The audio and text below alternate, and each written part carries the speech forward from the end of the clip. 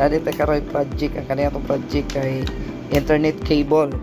Kini itong internet cable kay diferensyado ni jud ni siya. Sa inyo nakita dili kompleto yung lights indicator. So pasabot guba jud ni siya.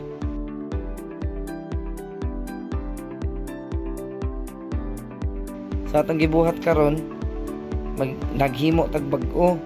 Kali pakita niyo giunsa na to pagbuhat.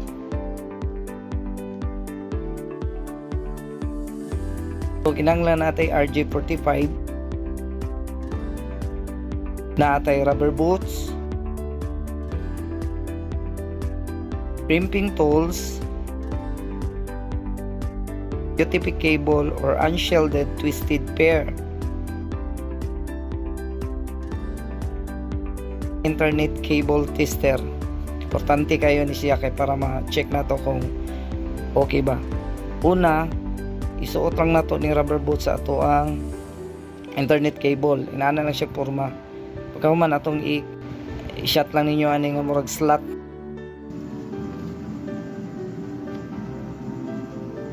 Ana niya, pagkahuman press lang ninyo hinay tapos tuyuko ninyo ang internet cable. Katapos inyo har siyang pirahon. Dayong inyong buwag-buwagon ang kaning naka pares-pares nga wire para dali rin yung maputol ni insulator sa tunga.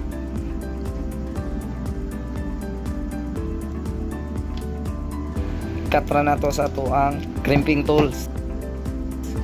Pagkahuman ato ni siyang buwag-buwagon ning mga naka-twist nga wire. O ato ni siyang i-arrange base diri sa image nga ito nakita sa screen.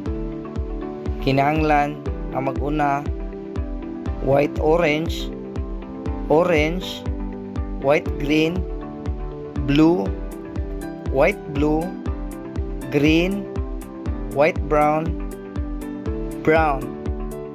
Yung ana ang arrangement niya. So man ang itsura niya. So ang sunod ato siyang sukdon kung unsa katasan siya putlon. Ning color blue kinahanglan nga pasud niyo ni diri sa RJ45 ug diri ni siya putlon.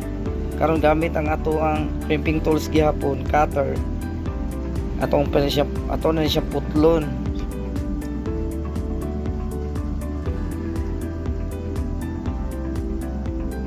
So karon kay naputol naman nato, unin dot kay pagkaputulo. So ato na siyang isuod sa ato ang RJ45. Duot lang gid nimo maayo. Mo ni siya ang itsura niya. Kinahanglan ang mga wire nakasulod tanan.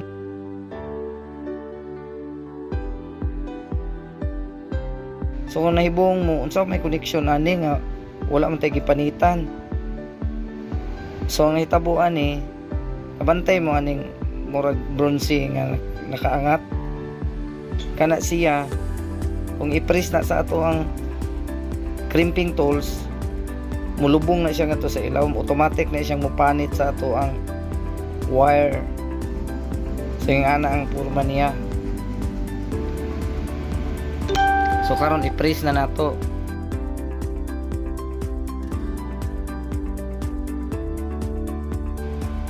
Na tuman mo na siya yung porma. Ato na ning isuot ang iyang rubber boots.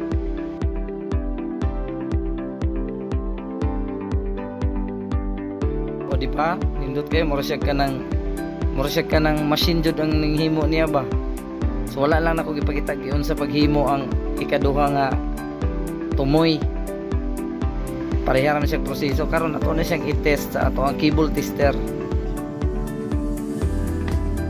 So mo ni siya. Kining duha ka tumoy kailangan ma-insert nato dinhi sa atong cable tester. Pwede ra siya magkabali-bali depende rin yung asa niyo i-shot. Na so pagkahuman atong i-check kung kompleto ba ang light indicators niya. Abot ba sa 8? So okay. ikaduha okay gyapon. So put pasabot okay jud ang atong gihimo nga internet cable.